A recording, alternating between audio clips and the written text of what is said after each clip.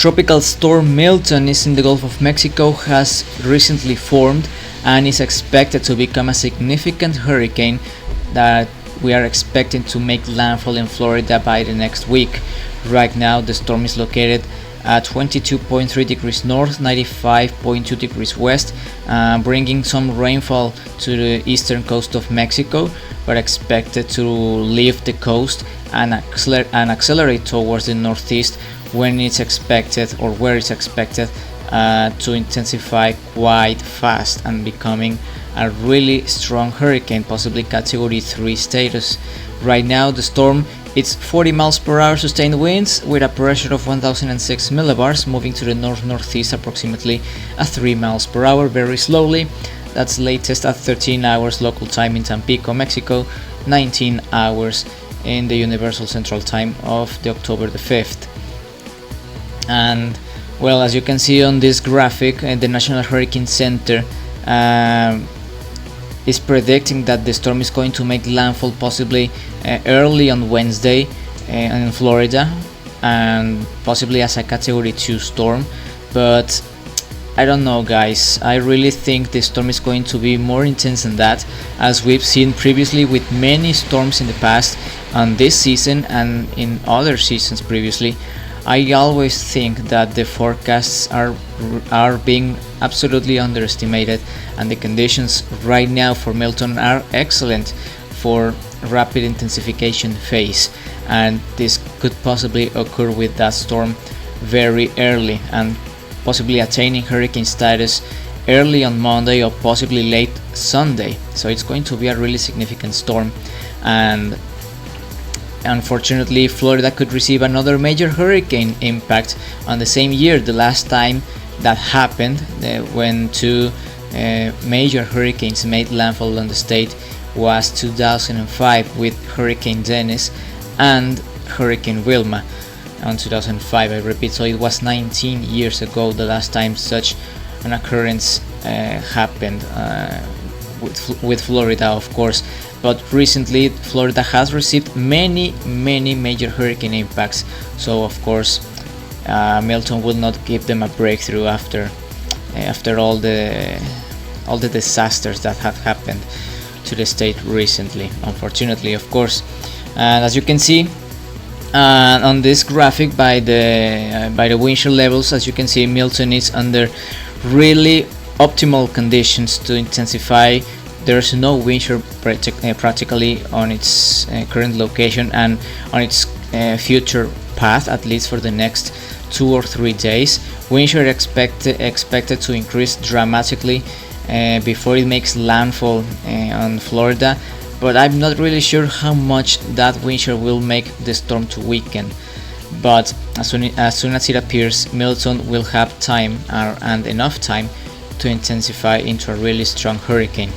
The sea surface temperatures absolutely warm, 29 Celsius overall, so practically the Gulf of Mexico is perfect for Milton to intensify rapidly and becoming a severe hurricane.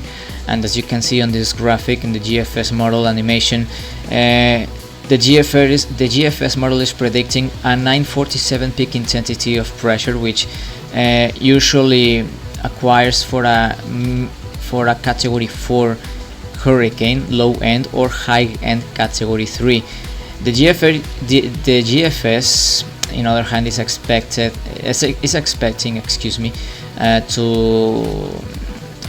that Milton will weaken a little bit before it makes landfall, but we don't know how much that weakening trend will occur. But if it does, it's going to be great news for Florida, and of course we are expecting that the wind shear could make it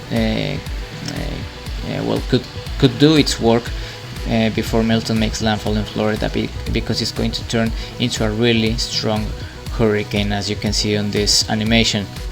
The maximum wind speed so far is expecting, many models are expecting that the storm will make it into a category 2. Personally, I think it's going to be a major hurricane, and as I previously mentioned, this trend usually happens, unfortunately. So let's see what happens, but so far category 2 peak intensity, and let's hope that it will stay like that.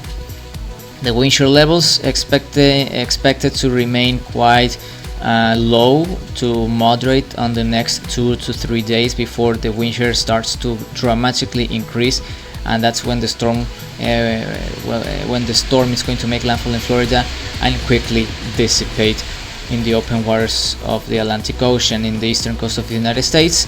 The sea surface temperature is 29 Celsius overall, and the humidity is going to decrease marginally over the next days, but not really affecting Milton at all until it makes landfall.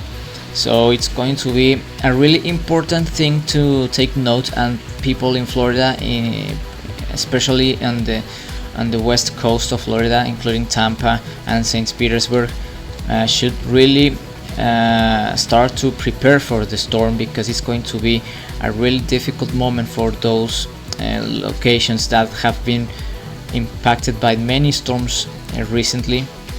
And of course it's going to be a worst case scenario if the preparations are not good enough to sustain another storm like that. Of course, there have been many storms in the past and Florida managed to recover, but of course recently we've seen many storms impacting Florida, so they just need a break. So let's see what happens, but really start to prepare right now for the storm, because it's going to be a really intense one.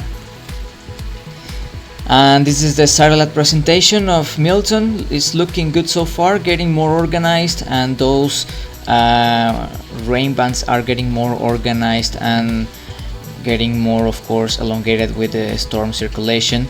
And those floaters and those imagery, you can find them on our Force 13's website, www.force13.com, and stay tuned with more content on our YouTube channel and our social media as well, because we are going to of course making more updates about the storm, including the storms Hurricane Kirk and Leslie as well. And Hurricane Kirk could also mean a significant impact for Europe as an extratropical cyclone in the future, so please stay tuned as well with the tropics, because this is just the beginning. Become an ultimate fan today.